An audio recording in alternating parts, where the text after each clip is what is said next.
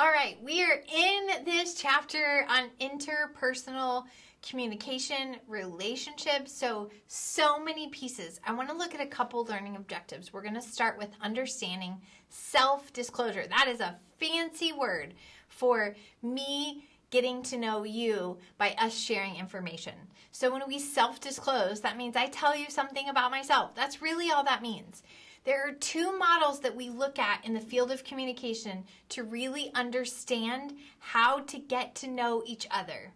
So we're going to look at two specific models. So if you're taking notes, I want you to really think through one specific relationship for each of these models and maybe think through how you get to know those people. So we're going to start with Altman and Taylor's social penetration model. Now, in your textbook, it references this. When I learned about this a quarter of a century ago, we talked about an onion, that we peel layers. Now, if we play with that metaphor enough, we can say when we peel layers, it makes us cry. That's not always true. But here's what I want you to see. We as a person have layers to our communication, layers to ourself. And as we disclose those layers, we get to know the other person. So if we were to meet today, let's say we're hanging out at a coffee shop, I would say, "Hi, my name is Leslie," and then you would introduce yourself. That's one shallow layer of getting to know you. So that's an outer layer. I might say, "Ooh, I really like coffee," and you'd say, "Oh, I'm not really a coffee person, but maybe I'm a tea person." That would be an appropriate self-disclosure. You begin to reflect what I self-disclose. So in a healthy relationship, we have these outer layers that really have to do with our preferences. They have to do with things that we like to do, maybe what we do for fun. And as you'll see, as we get into this piece, we start to really go into deeper things like, what are my values? What do I believe to be true? Then I have attitudes or feelings toward certain things. I get really into the core of who I am. And then I talk about my perceptions, maybe assumptions. At the very core, I have my hopes and dreams and my fears. And those are all things that I would not tell you if we had first met. It's not the healthiest way to approach self-disclosing. So I want you to think about a person that you met. And I want you to think, what are the first things you found out about them? Did you learn that they like to play soccer and you also like to play soccer? Or they like ice cream and you like ice cream, right? So think about, if you're taking notes, I want you just to take a minute, jot down like, "Ooh, this reminds me of so-and-so. And when we first met, here's what I learned." I want you to think, how long did it take before you revealed some of those deeper things? Your values, I'm jumping ahead a little bit. Your values, your hopes, your fears, your dreams. So I want you to take a minute, think, how long? Research says when those things are reciprocated. So let's say I tell you my hopes and fears and then you don't tell me yours. I feel like there's an imbalance in this interpersonal relationship. So healthy self-disclosure, according to Altman and Taylor's social penetration, says we start with outer layers and those should be reciprocated and in sort of a timely manner. We don't want to do it all at once. We'll talk about some places that can become problematic. Okay, that's our first model. Second model is the Johari window. Two guys named Joseph and Harry came up with this decades ago, and it's brilliant. And in fact, I teach this to a lot of groups when we are learning about ourselves. So they have this great quadrant, and there are 4 parts. So I want you to take a minute in your notes, draw 4 boxes. So just draw 4 boxes. And we're going to write some things inside the box. Now, this is going to involve another person. So if there's someone around listening, say, "Come in, you got to do this with me." And if they're not there, then you're just going to have to find them later, because this is going to be part of your journal prompts. But I want you to really think through what do I know about myself? So let me walk you through the 4 windows that I love. And you should know that the unknown one, you can't fill out. No one can fill out. But Joseph and Harry said there are 4 parts to us. The first one is the open window. And that's what everybody knows about me and also I know about me. And I know that seems really simple, but I know that I love coffee. I know that I love sports. I have learned that I talk too much. It's been revealed to me. I know that I teach communication. I'm a pretty open book. So there's a lot of things I know about me that would fall under there. So for your journal prompt, I want you to think, what falls in my open window? What do I feel like people know about me and I also know about myself?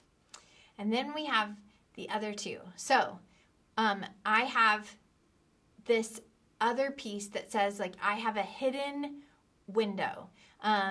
Hidden just simply means that I keep it to myself and people don't know. So on a lighter note, it may be like, oh, what if I really secretly love watching reality TV, but I don't tell other people?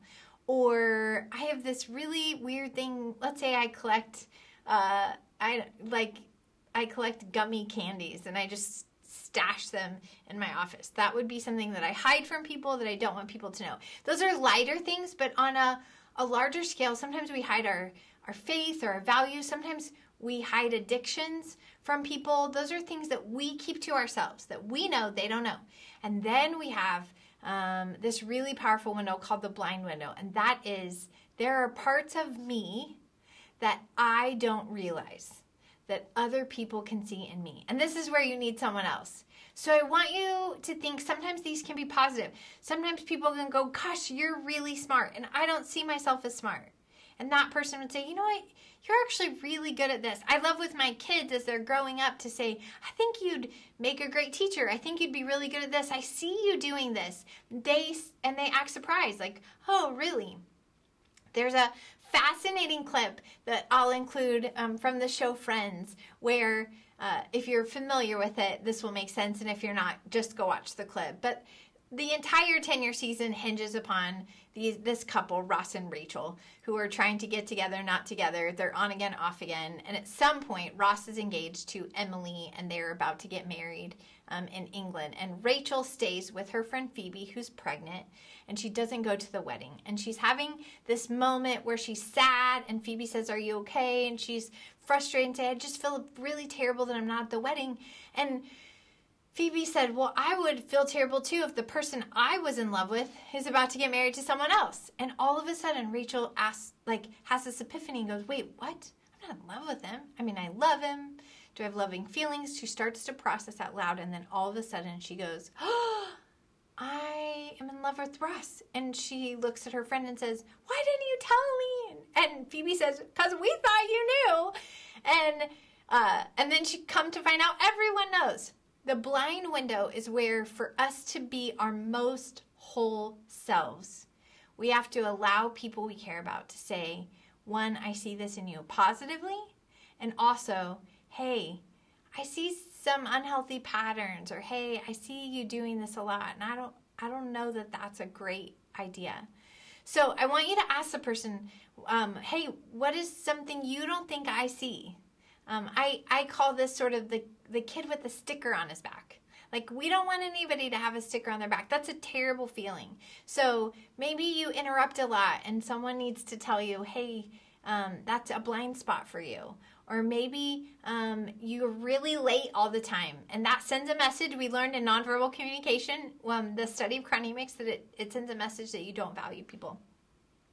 I know this is a little bit longer, but I think the healthiest people I know are willing to sort of open up their hidden window and share things with people in a healthy way. And they're also willing to interact and pull people in to say, I have these blind spots, and I'm aware that as a human, I have blind spots. I can't really get better if I don't have somebody looking out for me. It's why we have side view mirrors in our car.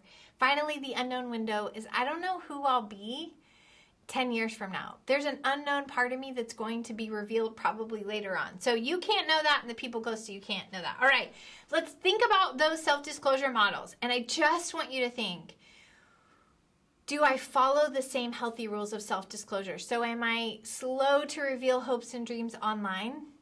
Or do I just throw it all out there? Is that a healthy approach?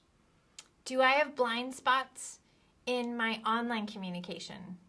Am I pretty open with people? So the advantages and disadvantages of online communication are different. Truthfully, they can help us stay connected. There are great aunts that know what's going on in my kids' lives that if it weren't for online communication, they wouldn't know.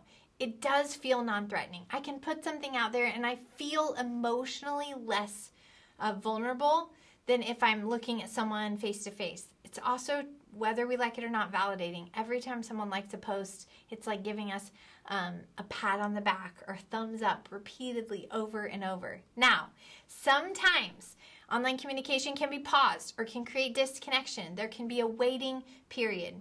It can also feel overwhelming. How many pats on the back do I need? Do I need them from all the people? How much do I disclose? Do I want everyone to know this information? Do I just want a few people? So then how do I get into people's messages, or do I make this public? Is it a reel? Is it a story? Right? All those things matter. And then also finally, when we look at the advantages and disadvantages of online communication, they can be really distracting. You're going to see this term phubbing. It's just ignoring someone with your phone. And it's this act that's rude, but happens when we're only spending time online. So I hope that you'll add phubbing to your vocabulary, that you'll encourage people around you not to be phubbers or to engage in the act of phubbing. This part was a little bit long, but I hope that you really understood and begin to think about, how am I building relationships with other people, and am I understanding this self-disclosure module? Stay tuned. We have a little bit left for part 3.